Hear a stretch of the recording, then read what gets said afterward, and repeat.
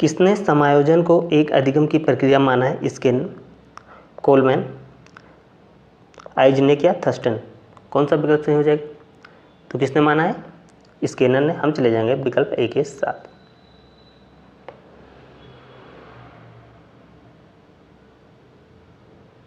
अगला, जन्मजात और अर्जित प्रवृत्तियों का योग होता है संवेग, अभिव्यक्ति, व्यक्तित्व या व्यक्तित्व भिन्नता? कौन सा विकल्प सही हो जाएगा? तो ये होती है व्यक्तित्व। हम चले जाएंगे विकल्प सी के साथ। अगला, सामाजिक सामंजस्य एक एवं एकीकरण लक्षण है किसके हैं? व्यक्ति भिन्नता के, व्यक्तित्व के, सामाजिकता के या अभिव्यक्ति के? कौन सा विकल्प सही हो जाएगा? तो ये है व्यक्तित्व के। हम चले जाएंगे विकल्प बी के साथ।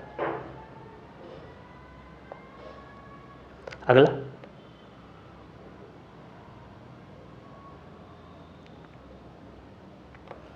पीयूष ग्रंथि मानव शरीर में स्थित होती है, हृदय में, वृक्क में, मस्तिष्क में या उदर में?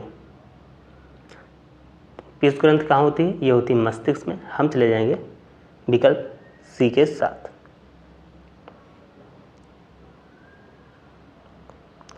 अगला क्वेश्चन है, सेमेटोट्रोकिन हार्मोन नामक जो हार्मोन है कहाँ से स्रावित होता है? पीयूष ग्रंथि से, अभिवृक्क से, गल ग्रंथ से या यौन ग्रंथ से? तो ये कहाँ से स्रावित होता है? ये स्रावित होता है पीयूष ग्रंथ से। हम चले जाएंगे विकल्प ए के साथ।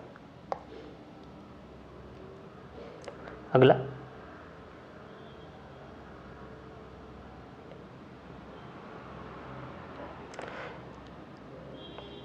अपनी आवश्यकताओं को पूरा करने और समस्याओं के समाधान के लिए प्राणी द्वारा किए गए प्रयत्नों का परिणाम है क्या है? अनुकरण है, समायोजन है, प्रतिगमन है या रूपांतरण है?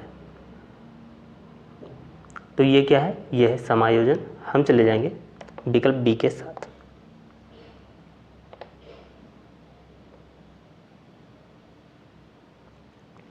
अगला, किसी प्रजाति विशेष के सदस्यों के मध्य व्यवहार की संरचना में पाई जाने वाली असमानताओं को कहते हैं व्यक्तित्व भिन्नता, व्यक्तित्व, अनुकरण या समायोजन? क्या कहते हैं? उसे कहते हैं व्यक्तित्व भिन्नता। हम चले जाएंगे विकल्प ए के साथ। अगला, चिंतन ज्ञानात्मक पक्ष की एक मानसिक प्रक्रिया है। यह कथन किसका है? गैरेट का है, वुडवर्थ का है, वैलेंटाइन का है या रॉस का है? तो ये कथन किसका है? ये कथन है रॉस का। हम चले जाएंगे विकल्प डी के साथ। अगला, कल्पना के विकास के लिए शिक्षा में किन बातों का ध्यान देना चाहिए? भाषा विकास पर, कहानी सुनने पर, काल्पनिक खेलों एवं क्रियाओं के लिए अवसर पर, उपरोक्त सभी पर? तो सारे के सारे सही हैं। हम चले जाएंगे विकल्प डी के साथ।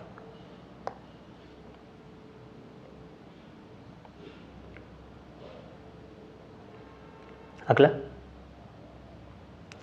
शारीरिक रचना, बुद्धि, रुचि, व्यक्तित्व आदि में से व्यक्ति को दूसरे व्यक्ति से भिन्न होना कहलाता है सामूहिक भिन्नता, बौद्धिक भिन्नता, शारीरिक भिन्नता या व्यक्तिक भिन्नता? तो ये होता है व्यक्तिक भिन्नता। हम चले जाएंगे विकल्प डी के साथ।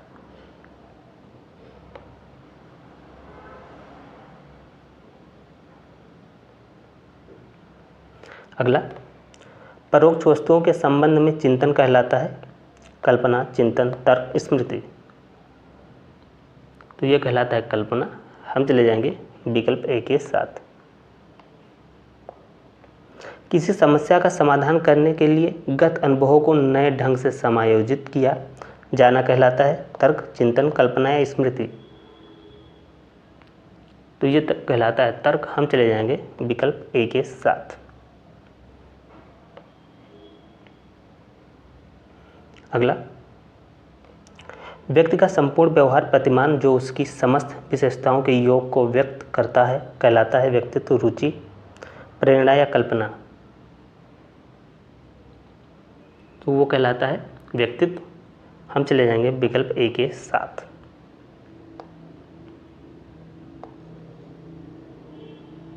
व्यक्तित्व। अगला,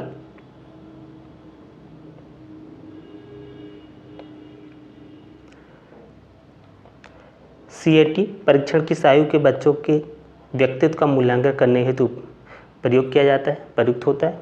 1 से 5, 3 से 11, 11 से 13 या 11 से 15। तो किस में प्रयोग किया जाता है? ये 3 से 11 में प्रयोग किया जाता है। हम चले जाएंगे विकल्प बी के साथ।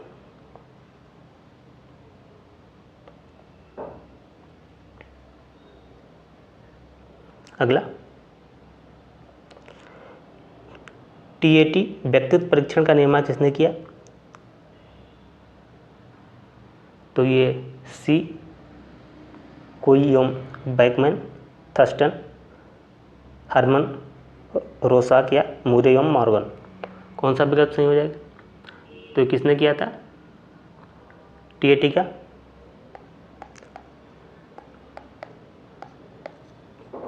तो ये किया था मुरे और मॉर्गन ने। हम चले जाएंगे विकल्प डी के साथ। अगला, एक ऐसा उत्पादक चिंतन जिसमें किसी समस्या के समाधान के लिए गत अनुभवों को नए ढंग से संगठित किया जाता है कहलाता है? क्या कहलाता है? तर्क, कल्पना, स्मृति या चिंतन। कौन सा विकल्प सही हो जाएगा? तो ये हो जाएगा आपका तर्क। हम चले जाएंगे विकल्प ए के साथ।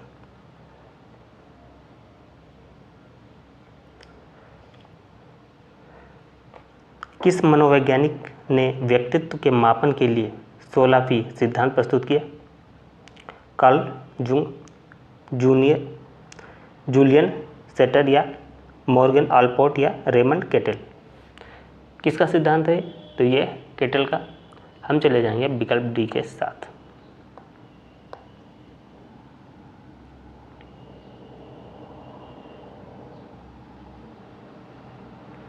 अगला, प्रक्षेपी परीक्षण निम्न में से किसके बारे में जानकारी प्रदान करता है? रोजगार, अभिक्षमता, पारिवारिक परिस्थितियाँ, बुद्धि लब्धि, अचेतन क्रियाएं। कौन सा विकल्प सही हो जाएगा? तो ये हो जाएगा आपका अचेतन क्रियाएं। हम चले जाएंगे विकल्प डी के साथ।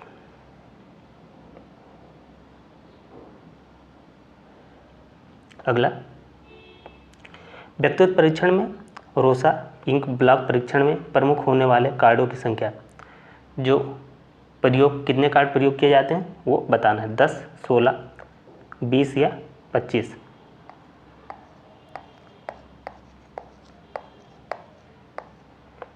कितने कार्ड प्रयुक्त किए जाते हैं? तो ये 10 कार्ड का प्रयोग होता है। तो हम चले जाएंगे 10 ए विकल्प के साथ। हम चले जाएंगे। अगला, वह परीक्षण जो व्यक्तित्व का मापन करता है? भाटिया बैठी परीक्षण, स्टैनफोर्ड बिने परीक्षण, कोटा प्राथमिक प्रपत्र या TAT। कौन सा विकल्प सही हो जाएगा व्यक्तित्व के लिए? TAT। हम चले जाएंगे विकल्प डी के साथ। अगला,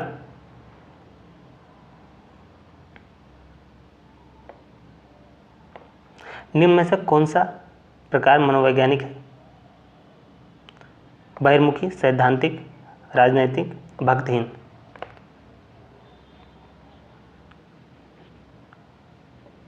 तो आपको बताना है कौन सा विकल्प सही हो जाएगा। मनोवैज्ञानिक प्रकार है तो ये कौन सा है? बहिर्मुखी। हम चले जाएंगे विकल्प ए के साथ। अगला, आत्मकेंद्रित व्यक्ति का व्यक्तित्व होता है कैसा होता है? अंतर्मुखी, बहिर्मुखी, उभयमुखी या सभी? आत्मकेंद्रित व्यक्ति का व्यक्तित्व होता है अंतर्मुखी, और बहिकेंद्रित व्यक्तित्व होता है बहिर्मुखी, और दोनों का मिक्स होता है वो होता है उभयमुखी।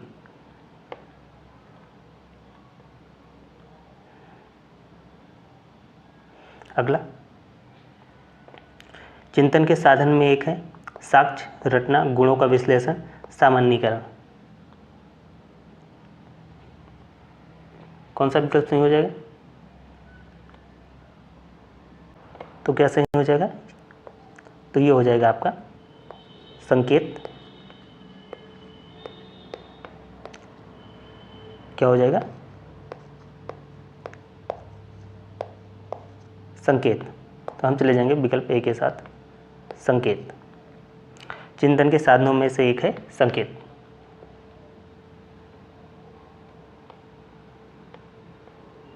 संकेत, ठीक। अगला,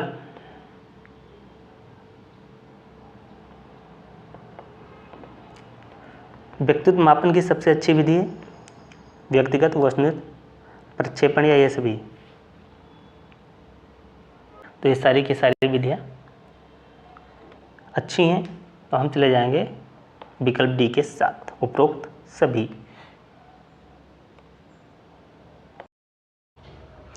आप लोग कमेंट करके बताइएगा ये क्लास आप लोगों को कैसी लगी। इसे लाइक करें, शेयर करें और चैनल को सब्सक्राइब करके बेल आइकन दबा दें। पीडीएफ के लिए आप लोग टेलीग्राम ग्रुप ज्वाइन कर लें, जिसका लिंक आपको कमेंट बॉक्स में मिल जाएगा। तो इस क्लास में इतना ही।